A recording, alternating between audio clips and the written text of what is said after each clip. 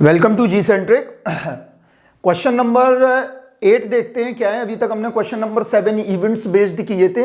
अब एक क्वेश्चन हमने और लिया है, यहां देखते हैं कि इसमें क्या करना है क्या नहीं करना है। यहां देखते हैं इस क्वेश्चन को। ये बड़ा ही अच्छा क्वेश्चन है, काम आएगा। बहुत सारी चीजें इसमें एक्सप्लेन करूंगा मैं। देखिए क्या है।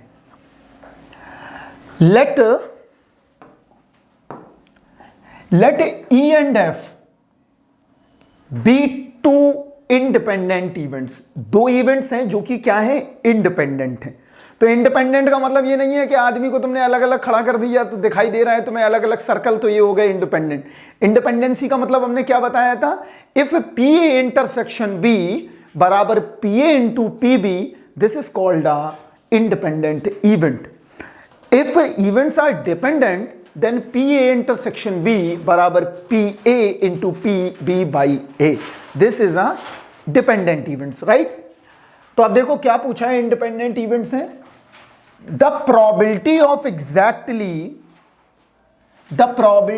exactly one of them, ये आ गया, हमने पढ़ा है। देखो exactly one of them की probability कितना दिया है, 11/25 दिया है।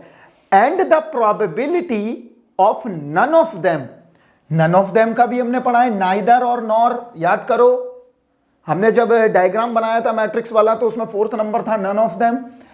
Occurring is 2/25, right, 2/25। If P denotes the probability of occurrence of the event then PE बराबर 4/5। द वैल्यू निकालना है कि PE और PF क्या होगा, तो ये हमें ऑप्शंस भी दे दिए हैं। तो हम एक काम करते हैं, अपने पास जो जो चीजें हैं जो हमने पढ़ाया हुआ है आपको उससे करके देखते हैं। तो यहां देखो सबसे पहले पूछा है एग्जैक्टली वन ऑफ देम, तो देखते हैं कैसे करेंगे। एग्जैक्टली वन ऑफ देम का फंडामेंटल्स क्या होगा, देखिए यहां पे एग्जैक्टली वन ऑफ देम कैसे निकालना है, इनको क्या करना है यहां समझते हैं। हमने एक वेन डायग्राम क्रिएट कर लिया है जिससे कि हेल्प होगी आपको क्वेश्चन सॉल्व करने में। ये हमारा टोटल सैंपल स्पेस क्या होगा, S होगा, राइट। इसमें दो इवेंट हैं, एक E है और एक F है।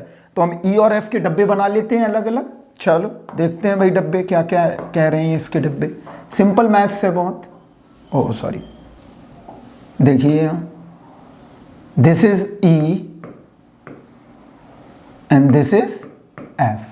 एग्जैक्टली वन पूछा है, तो एग्जैक्टली वन में हमने क्या बताया था आपको, ये जो पोर्शन है ये तो हमारा कॉमन है, राइट। इस कॉमन पोर्शन का नाम हमने क्या दिया था, कॉमन रीजन बोल लो, या यहां पे दोनों इवेंट्स अकर हो रही हैं तो प्रोबेबिलिटी E इंटरसेक्शन F बोल लो, यही था हमारा। यहां पे अब हमें ये वाली प्रोबेबिलिटी पता करनी है कि भाई या तो PE निकाल दो या PF निकाल दो।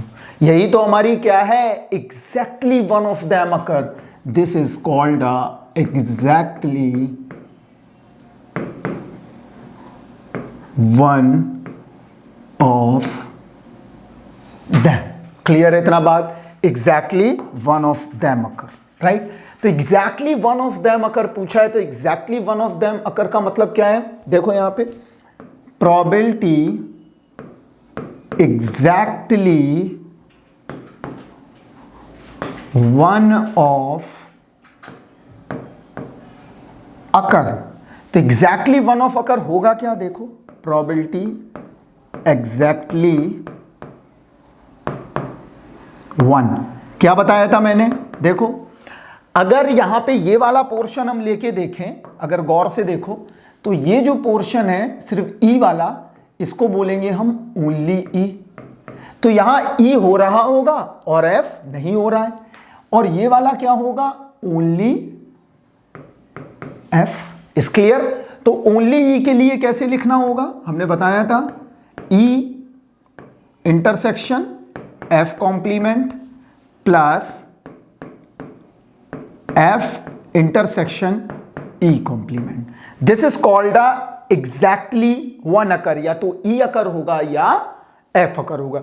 इस चीज को ऐसे भी समझ लो, अगर ऐसे आपको नहीं समझ में आ रहा है कि भाई बहुत दिक्कत हो रही है, तो इसको मैं और सिंपली वे में समझा देता हूं तुम्हारी भाषा में। देखते हैं यहाँ पे आप लोगों की लैंग्वेज क्या है मैं वैसे समझा देता हूँ। मान लो कोई एक जॉब वैकेंसी निकली है, राइट, एक जॉब वैकेंसी क्रिएट हुई, यहां समझो,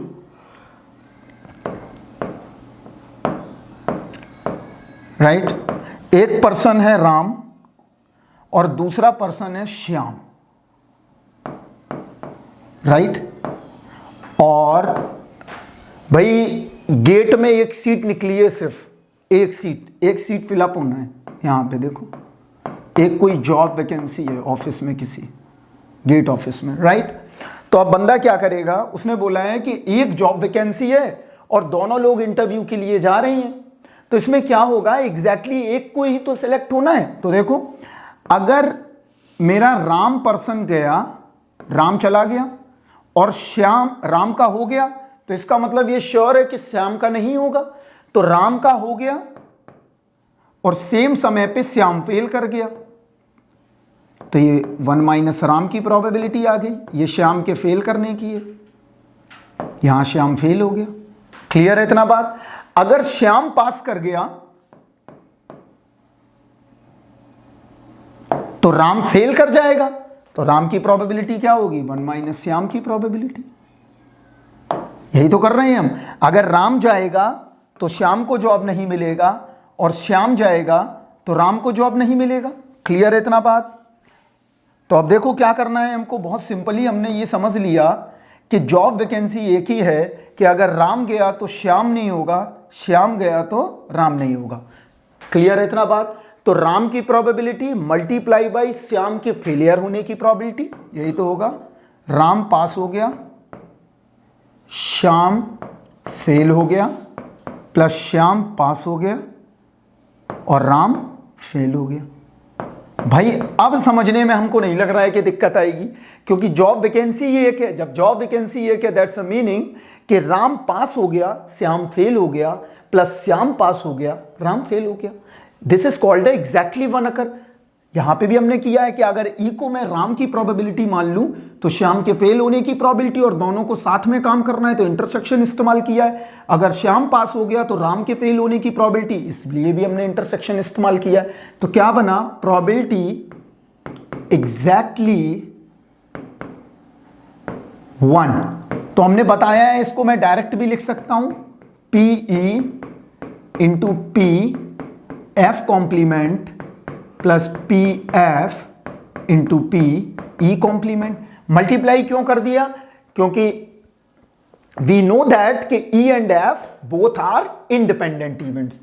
E and F both are independent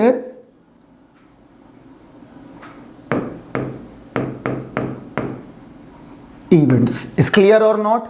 तो यहां पे आ गया। अब इसकी प्रोबेबिलिटी फेलियर की क्या है, 1 माइनस PF है, इसकी क्या है 1 माइनस PE है। तो यहां पे क्या निकल के आ गया, probability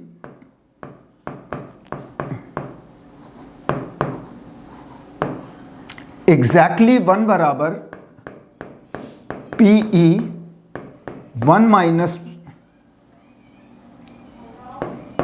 PF plus PF 1 minus PE, यही होगा।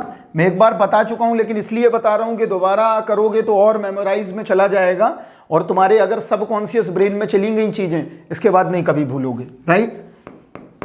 कॉन्शियस ब्रेन में नहीं रखना है, सबकॉन्शियस में ले जाना है। एग्जैक्टली 1, फिर तुमको याद करने की जरूरत नहीं है, तुम्हें प्रोसेस पता होना चाहिए, बस प्रोसेस पता है अपने आप कर लोगे। और गेट में टाइम बहुत मिलता है। P plus PF minus 2PE into PF, right. Clear है इतना बात। ये हमारे पास रिजल्ट आ गया, और ये रिजल्ट जो आया है वो किसका है, एग्जैक्टली 1 अकर का है। किसका रिजल्ट है, एग्जैक्टली 1 अकर का रिजल्ट है। अब क्या पूछा है, अब उसने ये पूछा है कि एग्जैक्टली 1 ना होके अब दूसरी कंडीशन है none of them occur. None of them का क्या मतलब है भाई, देखते हैं ये भी कि नन ऑफ देम का मतलब क्या बोल रहा है वो भी देखते हैं। इक्वेशन बनाते हैं नन ऑफ देम की। यहां देखो नन ऑफ देम अकर, यहां देखो none of them. None of them का मतलब क्या है, पहले एक डायग्राम बनाते हैं, ज्यादा बेहतर से और अंडरस्टैंड कर पाओगे आप। यहां देखिए, none of them occur, right. तो नन ऑफ दैम अकर का मतलब क्या होगा वो देखते हैं। एक इवेंट ई है, दूसरी इवेंट एफ है, and this is called a common region, right. अब हमें नन ऑफ दैम पता करना है, तो नन ऑफ दैम होगा क्या, पहले इस पे फोकस कर लेना, बहुत इंपॉर्टेंट है कि भाई नन ऑफ दैम है क्या। तो देखो यहां पे नन ऑफ दैम क्या है, ये जो पोर्शन दिखाई दे रहा है, ये शेडेड पोर्शन में जो कर रहा हूं आपके लिए, ये नन ऑफ दैम है। ये सारा पोर्शन क्या है, probability none of them, right.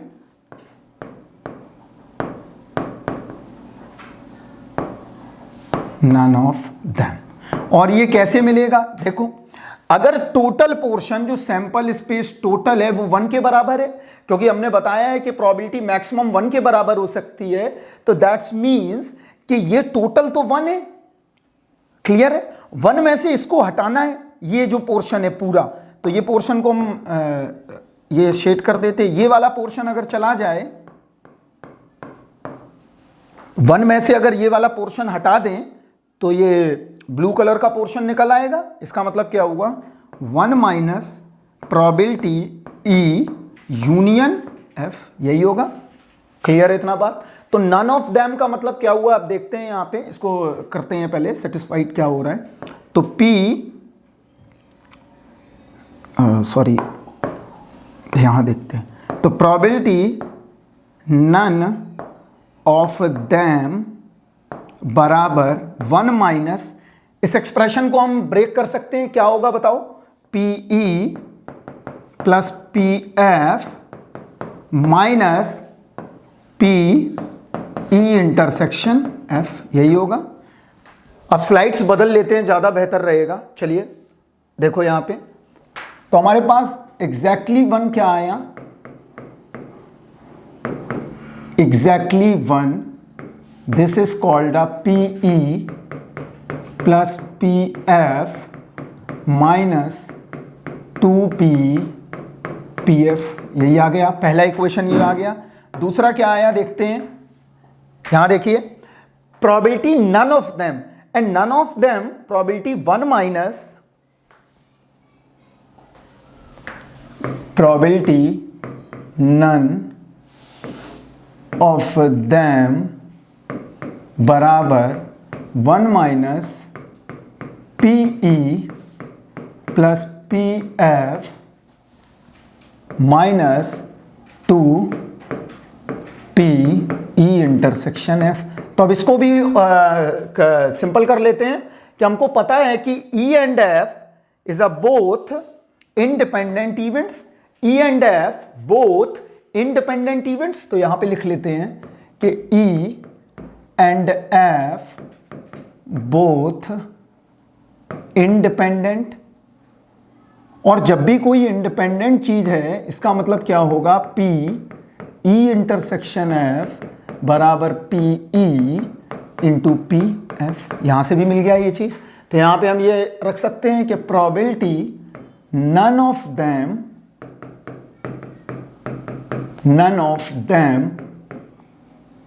Occur is 1 minus P E plus P F minus 2p P F is right. ये आ गया एक्सप्रेशन।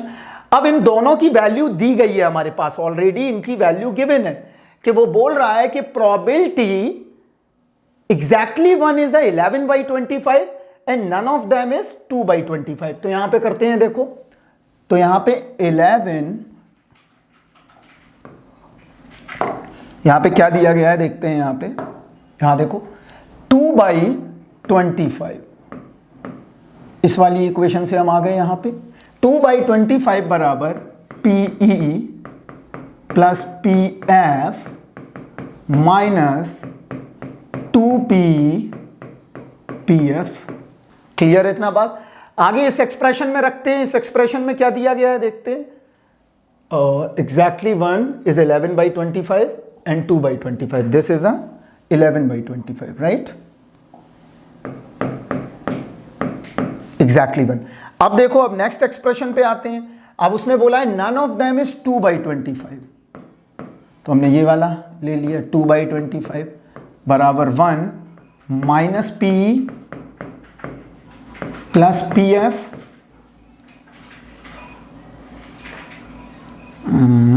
ये कहाँ से आ गया, ये एक्स्ट्रा टर्म क्यों आ रहा है, हटा दो इसको, ठीक है। चलो, तो यहाँ क्या आया, P F minus P into P F. चलो अब इसको करके देखते हैं। तो देखो, इस वाले एक्सप्रेशन को मैं यहाँ लेके आ सकता हूँ, इस वाले फुल एक्सप्रेशन को, तो ये माइनस माइनस ये प्लस, तो क्या बना, P plus P F minus P into P F बराबर 1 minus 2/25, this is 23/25। Equation number 2 and equation number 1। Clear है इतना बात। तो दो इक्वेशन हमारे पास आ गए हैं। इसका मतलब ये हुआ कि अब सॉल्व करना बहुत इजी हो गया है। कुछ दो बेसिकली इक्वेशंस हैं हमारे पास और इजीली हम सॉल्व कर सकते हैं। तो हमने क्या किया यहाँ पे, अब हम क्या करें, P plus P F minus 2 P F बराबर किसके है, 11/25, और P plus P F minus P into P F किसके है, 23/25। दैट्स मीन्स कि अगर मैं पी को x के बराबर ले लूं और पी एफ को y के बराबर ले लूं, बिकॉज ये कैसी इवेंट है, दोनों इंडिपेंडेंट है। अगर म्यूचुअली होती तो मैं क्या लेता, अगर P x होता और F म्यूचुअली है तो 1 माइनस एक्स हो जाता, लेकिन यहां पे म्यूचुअली नहीं है तो हमेशा दोनों अलग अलग लेंगे क्योंकि इंडिपेंडेंट है। तो इक्वेशन जनरेट करते हैं। इक्वेशन फर्स्ट से देखो क्या मिला हमें, x plus Y minus 2xy बराबर 11/25। इक्वेशन सेकंड क्या मिला हमें,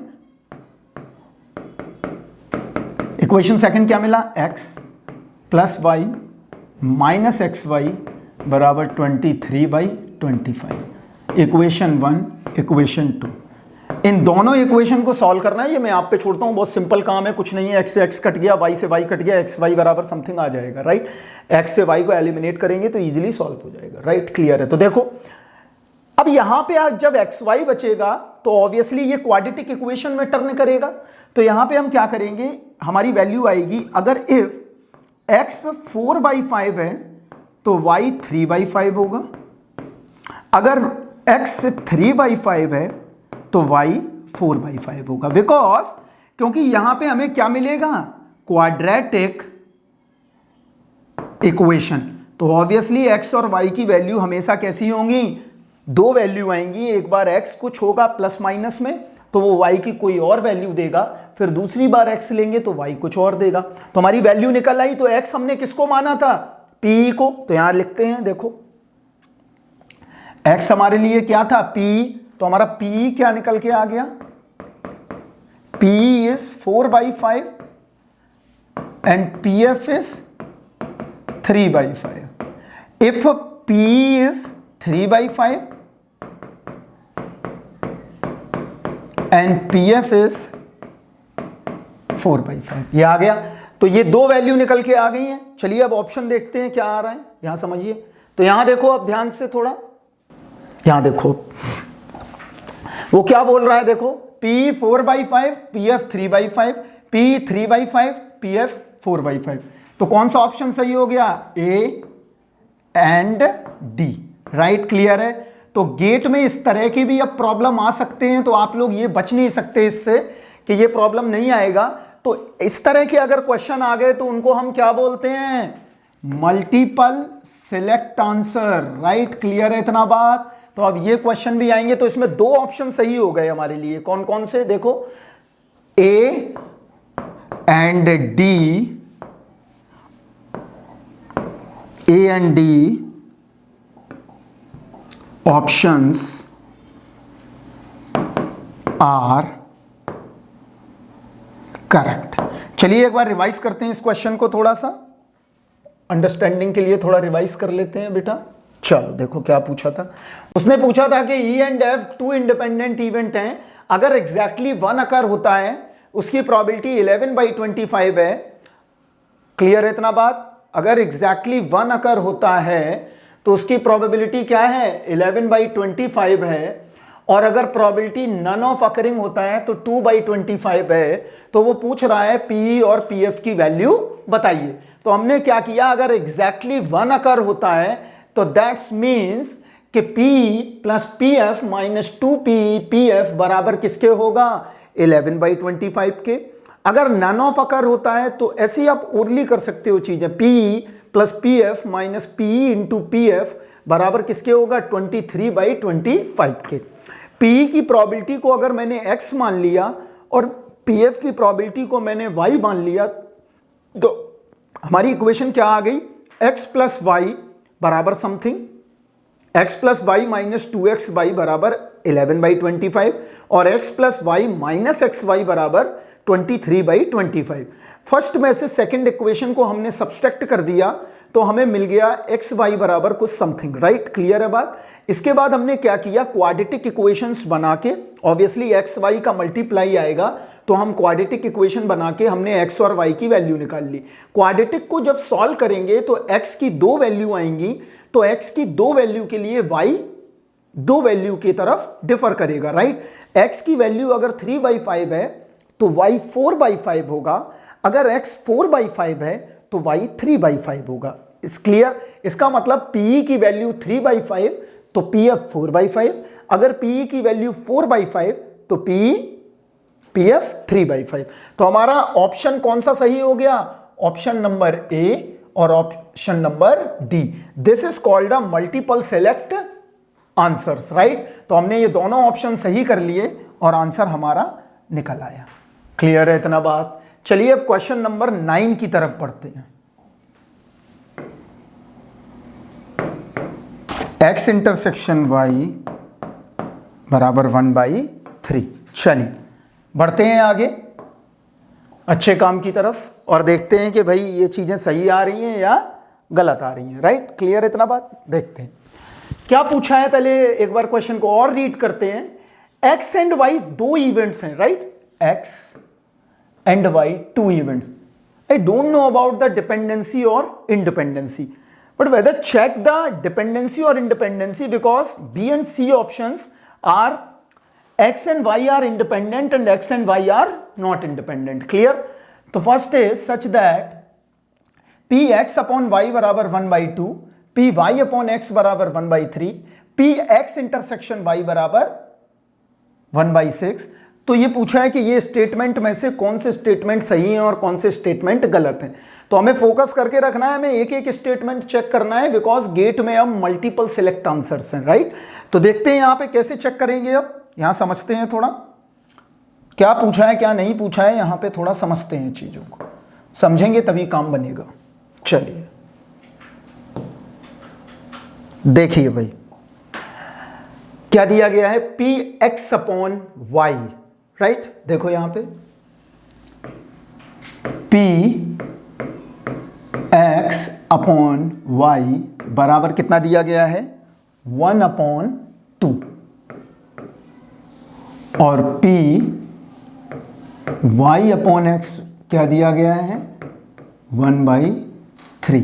यही दिया गया है चीजें, राइट? चलिए आगे बढ़ते हैं। और px y बराबर कितना है? 1/6। यही चीजें दी गई हैं। देखिए यहां पे कैसे करेंगे, यहां समझते हैं। एक सेकंड इसको सॉल्व कर दो बेटा। देखिए अभी हम px इंटरसेक्शन y, तो एक काम करता हूं, इसको मैं ब्रेक तो कर ही सकता हूं px इंटू py में। तो देखो कैसे करेंगे, px इंटू py बराबर 1/6। ये दे दिया है हमको। क्लियर है इतना बात? क्योंकि अगर x एंड y अभी मैं लेके चल रहा हूं अभी चेक करने के लिए, या अभी चेक नहीं करते हैं, अभी 2 ही स्टेटमेंट से चलते हैं। px अपॉन y बराबर 1/2। तो देखो इसको ब्रेक करूं, हमने क्या सिखाया था कि pxy बाई बराबर किसके होगा? px intersection y upon P Y, यही होगा। याद करो हमने क्या बताया था, for events P X intersection Y बराबर P X into P Y upon X, this is the general rule, right. Clear है इतना बात। और पी वाई अपॉन एक्स क्या हो जाएगा, तो पी वाई अपॉन एक्स, अभी तो हमने क्या किया एक्स अपॉन वाई, तो पी वाई अपॉन एक्स हो जाएगा P Y intersection X upon P of X, यही रूल बनने वाला है। तो यहां से हम पी एक्स और पी वाई की वैल्यू निकाल सकते हैं। अगर पी एक्स और पी वाई की वैल्यू निकल गई और P X into P Y अगर पी एक्स इंटरसेक्शन वाई के बराबर आ गया, तो मैं कहूंगा कि X and Y is a independent events because P X intersection Y बराबर P X into P Y. तो चेक करके देखते हैं तो ज्यादा बेहतर होगा।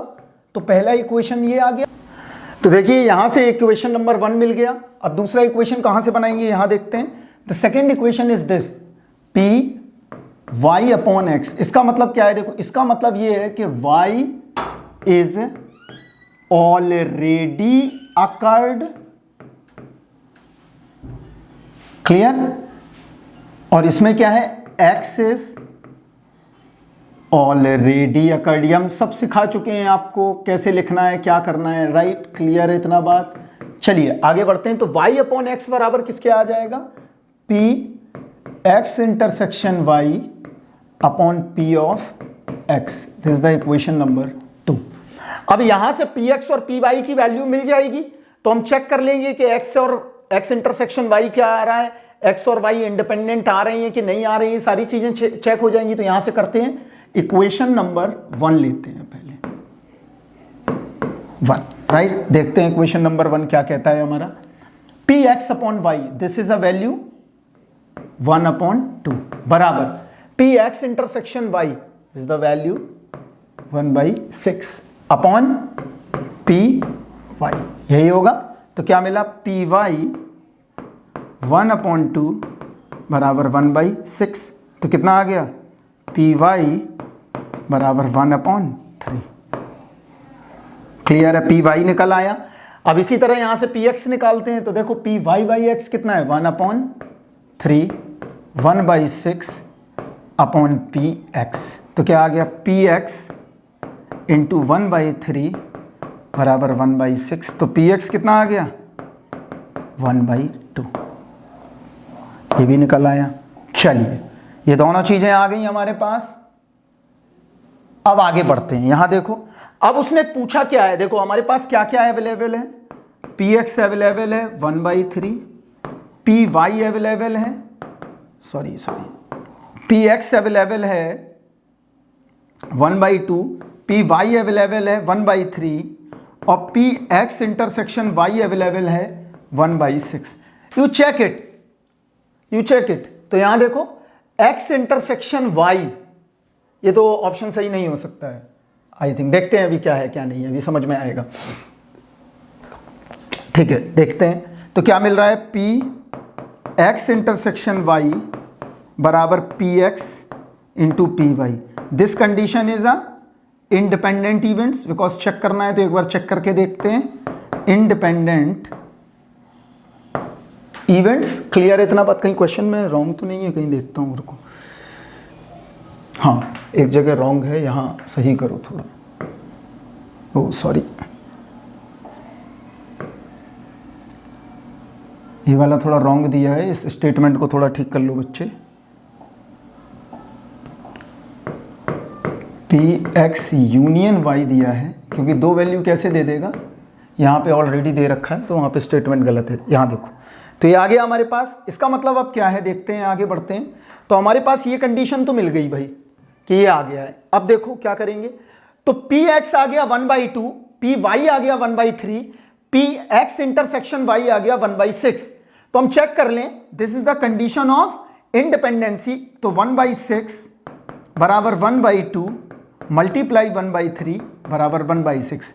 दैट्स क्लियर हो गया कि P X and P Y are independent probability या इंडिपेंडेंट इवेंट्स। क्लियर है इतना बात? तो ये भी कंफर्म हो गया है, ये कंफर्म हो गया है कि x and y are independent events. Clear है इतना बात? ये इंडिपेंडेंट इवेंट्स हैं, ये कंफर्म हो गया है, ये कंफर्म है। कैसे कंफर्म हो गया? क्योंकि हमें ये पता चल गया है कि दोनों प्रोबेबिलिटीज का मल्टीप्लाई करने पे पी एक्स इंटरसेक्शन वाई मिल रहा है। इसका मतलब ये स्टेटमेंट ट्रू है। तो हमारे लिए दूसरा ऑप्शन ट्रू हो गया। अभी तो एक ऑप्शन ट्रू हो गया। अब देखते हैं और ऑप्शन चेक करते हैं। अब क्या पूछा है? पी एक्स यूनियन वाई बराबर 2/3। चलो, पी एक्स यूनियन वाई बराबर कितना है? 2/3। यही तो दिया हुआ है, राइट? तो यहां चेक करते हैं एक्स यूनियन वाई का मतलब क्या होता है भाई? एक्स यूनियन वाई का मतलब होता है probability addition theorem, P X plus P Y minus P X intersection Y. एक बार कैलकुलेट करके देखते हैं क्या आ रहा है। P X is 1/2, P Y is 1/3 and P X intersection Y is 1/6। इसको करके देखें क्या आ रहा है। 6 एलसीएम ले लो, 3 + 2 - 1 कितना आया? 4/6 इज 2/3 इज ऑल्सो ट्रू। ये पता चल गया कि पी एक्स यूनियन वाई बराबर किसके है? 2/3 के बराबर है। किसके बराबर है? 2/3 के बराबर आ गया। इसका मतलब ये भी स्टेटमेंट ट्रू हो गया। इसका मतलब ऑप्शन ए भी ट्रू है। ऑप्शन ए भी ट्रू हो गया। अब X and Y are not independent event, not independent. And not independent events का मतलब क्या हुआ? ये भी देखते हैं भाई कि नॉट इंडिपेंडेंट इवेंट्स का मतलब क्या है। चलो, अब वो पूछ रहा है कि नॉट इंडिपेंडेंट, तो नॉट इंडिपेंडेंट तो बिल्कुल है। क्यों? क्योंकि यहां पे जब ये इवेंट इंडिपेंडेंट हैं तो नॉट इंडिपेंडेंट होंगे। क्लियर है? तो option C is wrong. Option D देखते हैं। ऑप्शन डी क्या है? ऑप्शन डी में पूछा है कि पी एक्स कॉम्प्लीमेंट, जगह नहीं है तो मैं यहां कर देता हूं, घबराने की बात नहीं। क्लियर है? अब ये पता ही चल चुका है कि X and Y both are independent events. We check the कि X complement intersection Y is the value of 1/3। तो यहां चेक करो तो क्या आएगा? P X complement multiply P Y comp. तो पी एक्स कॉम्प्लीमेंट का मतलब क्या है? 1 - पी एक्स की प्रोबेबिलिटी। तो 1 - 1/2, 1 - 1/2 चेक कर लो यहां पे बहुत सिंपली। एंड पी वाई की वैल्यू कितनी दी गई है? पी वाई की वैल्यू 1/3 दी गई है। तो कितना आ रहा है? 1/6 आ रहा है। इसका मतलब डी ऑप्शन भी क्या है? रॉन्ग है। तो ऑप्शन कौन कौन सा सही हुआ? ए एंड बी। क्लियर है इतना बात? A and B. क्लियर? तो इस तरह के भी अगर क्वेश्चन गेट में आएंगे, मल्टीपल सेलेक्ट आएगा क्या? आना ही है, क्योंकि आईआईटी बॉम्बे ने प्रपोज किया है कि इस बार मल्टीपल सेलेक्ट भी रहेगा, इंटीजर भी रहेगा। तो इस तरह के प्रॉब्लम भी करना सीखो और हर वैल्यू को चेक करना सीखो। और चेक तभी कर पाओगे जब तुमने कंसेप्चुअली, लॉजिकली और बहुत ही रीजनिंग बेस्ड तरीके से मैथमेटिक्स किया होगा तभी। वरना तुक्के लगाओगे, एक ही सही होगा, हो सकता है चारों सही निकल आए उसमें। क्लियर है इतना बात? चलिए, क्वेश्चन नंबर 9 हो गया। आप क्वेश्चन नंबर 10 पे चलते हैं। क्या पूछ रहा है देखते हैं अभी। Question number 10। एक क्वेश्चन मैं आपके लिए लिख रहा हूं। ये आपका बेसिकली सेल्फ असिस्टमेंट क्वेश्चंस है। ये मैं यहां नोट करता हूं और इसको आपको करना है और हमको रिप्लाई करना है। मैं जब अपनी मेल आईडी आपको दूंगा, राइट? अभी सब कुछ दे देंगे हम आपको। Correct answer, right? क्लियर है इतना बात? मैं आपको ऑप्शन नहीं बता रहा हूं क्या सही है। आप जब कर लें इस क्वेश्चन को तो मुझे मेल करें RAHULMATHEMATIK राहुल मैथमेटिक @gmail.com। कोई दूसरी है gcentriceducation@gmail.com। क्लियर है? एक मेल आईडी मैं और आपको दे देता हूं, gcentric education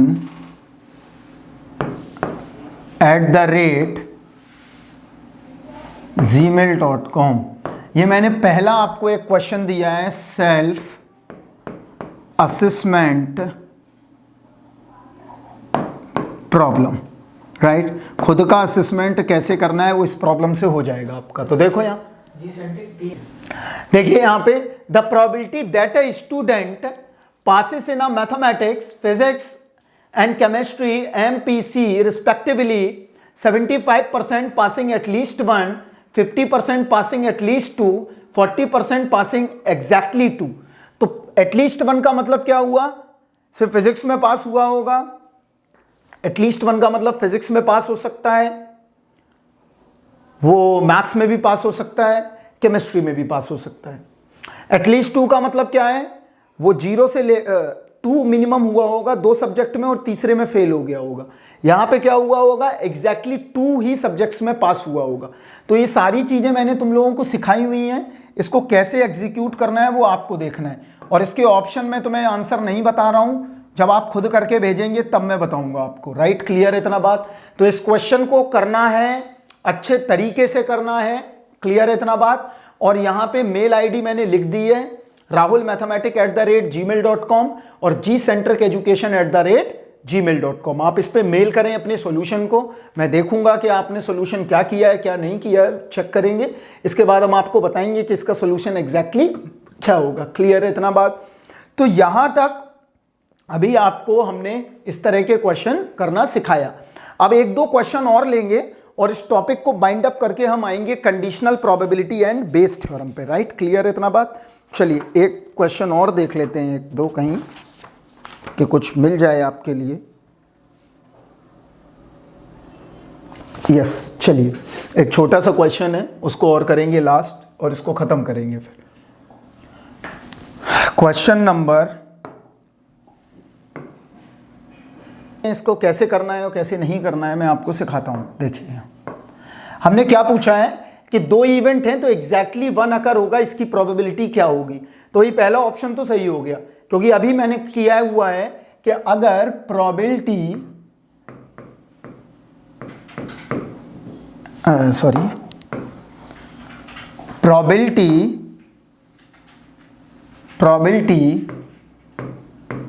एग्जैक्टली 1 अगर बोला जाए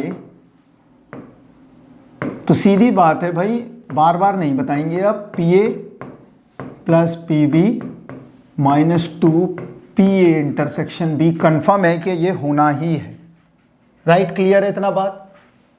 सीधी बात है कि हमारे लिए ये डायग्राम बनेगा। मैं डायग्राम एक बार आपके लिए और बना देता हूं।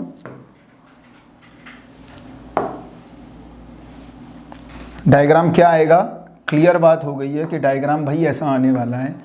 ये आपका E है, ये आपका F है और ये आपका कॉमन रीजन है, right.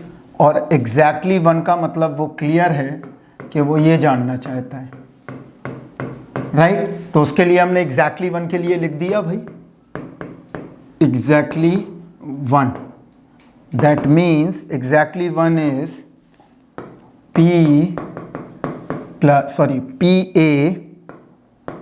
Plus PB minus 2PA intersection B। यही है एग्जैक्टली के लिए। अब बार बार मत पूछना, ठीक है। अब वो किसके बारे में पूछ रहा है देखो, तो ये स्टेटमेंट पहला सही हो गया, दूसरा रॉन्ग हो गया। तीसरा चेक करते हैं भाई है क्या? यस, तीसरा भी सही है। क्यों? क्योंकि अगर A और B इंडिपेंडेंट इवेंट्स हैं, यहां पॉइंट लिखो, if A and B are independent events, इसका मतलब ये हुआ कि A bar and B bar, that means is a complement and B complement is also A complement and B complement is also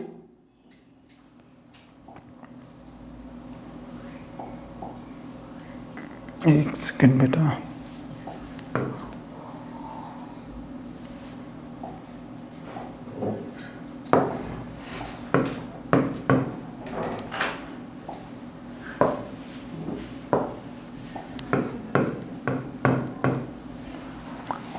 clear है इतना बात? तो अब देखिए आगे, अगर ए कॉम्प्लीमेंट और बी कॉम्प्लीमेंट हो, जब ए और बी इंडिपेंडेंट हैं, इसका मतलब उनके कॉम्प्लीमेंट भी क्या होने चाहिए? इंडिपेंडेंट ही होने चाहिए। ये भी हमने चेक किया था। ये भी ऑल्सो कैसे इवेंट होंगे? इंडिपेंडेंट इवेंट्स होंगे। क्लियर है इतना बात? जस्ट लाइक एग्जाम्पल हम ऐसे देख सकते हैं इस चीज को,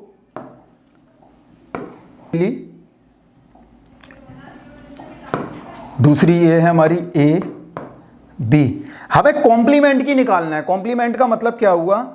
अब हमें ये नहीं चाहिए, ये भी नहीं चाहिए, ये हो चुका है हमारा। क्लियर है इतना बात? हमको ये भी नहीं चाहिए, हमको क्या चाहिए कॉम्प्लीमेंट में?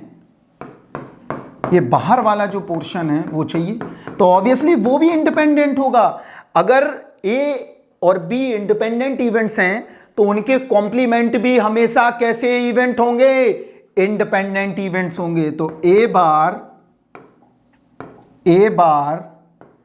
And B bar is also independent. इसका मतलब ये हुआ कि जो स्टेटमेंट इसके लिए सही था वही स्टेटमेंट कॉम्प्लीमेंट के लिए भी सही होगा, वही स्टेटमेंट कॉम्प्लीमेंट के लिए भी सही होगा। तो ऑप्शन ए सही हुआ और ऑप्शन सी सही हुआ। तो ये भी आपका क्या बना? Multiple select. क्लियर है इतना बात? तो ध्यान रखना है, कभी भी अगर कोई दो इवेंट इंडिपेंडेंट, अगर वो एग्जैक्टली वन की जो प्रोबेबिलिटी देती हैं वही उनके कॉम्प्लीमेंट भी एग्जैक्टली वन की वही प्रोबेबिलिटी देखेंगे। अगर चाहो तो आप इस स्टेटमेंट को हम वैसे भी प्रूफ करके दिखा सकते हैं। पी ए बार, इसको ब्रेक कर लो, 1 minus P A 1 minus P B minus 2 P A bar into P B bar. तो P A bar 1 minus P A 1 minus P B 2 1 minus P A 1 minus P B, तो 2 से 2 कटेगा, तब भी आ जाएगा P A plus P B minus 2 P A into P B. Clear है इतना बात? चाहो तो हम लॉजिकली भी क्या करके वैसे भी करके देख सकते हैं। थोड़ा सा हम यहाँ पे लिख देते हैं आपके लिए कि आप लोग खुद कर सकते हैं, या मैं एक बार यहाँ पे कैसे, देखो यहाँ समझ लेते हैं थोड़ा सा बच्चे, और जब समझ ही रहे हैं तो पूरा अच्छे से ही समझ लो। यहाँ समझो, P A bar plus P B bar minus 2p A bar intersection B bar, that's means 1 minus P A plus 1 minus P B minus 2 P A bar into B bar. Right? Clear? तो यहाँ पे क्या आएगा? 1 minus P A plus 1 minus P B minus 2 1 minus P A और 1 minus P B. Clear है इतना बात? इस एक्सप्रेशन को सॉल्व करो तो क्या मिल रहा है देखो, 2 minus P A minus P B minus 2, यहाँ क्या आ रहा है? सेम स्टेटमेंट आएगा, 2 minus P A minus P B. आ गया सेम स्टेटमेंट। देखो कैसे, P A into P B, sorry, थोड़ा सा हल्का सा हटा दो इसको बस, और इसको थोड़ा ऊपर कर दो बच्चे। पी ए 1 माइनस 1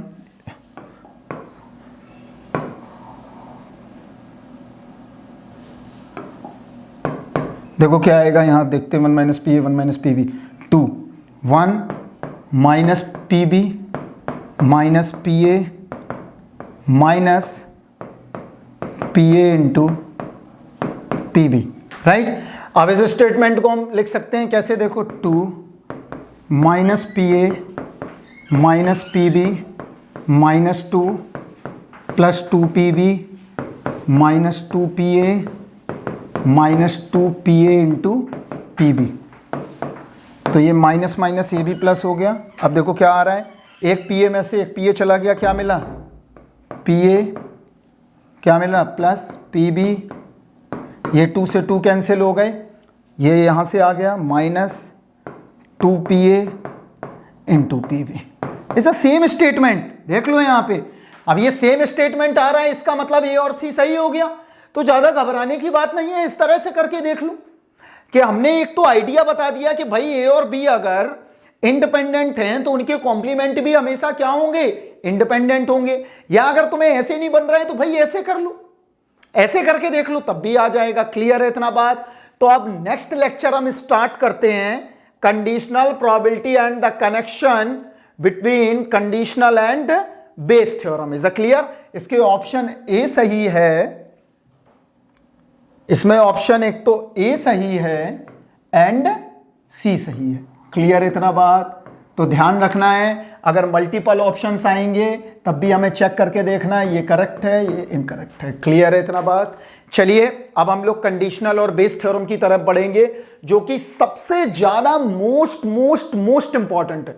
क्लियर इतना बात? तो नेक्स्ट लेक्चर में अब हम देखेंगे conditional probability and Bayes theorem. Clear इतना बात? Hopefully you enjoy the lecture, और आप लोगों को जो क्वेश्चन दिया गया है उसको मेल करें तो हम देखेंगे कि आप लोग पढ़ रहे हैं कि नहीं पढ़ रहे हैं, या बस लेक्चर कान में सुनते हो और इसके बाद बस आधा एक घंटे के बाद भूल जाते हैं। क्लियर है इतना बात? तो अच्छे से पढ़ते रहिए, आपको पूरा जी सेंट्रिक का सपोर्ट रहेगा। क्लियर है? तो don't worry about that. Okay okay.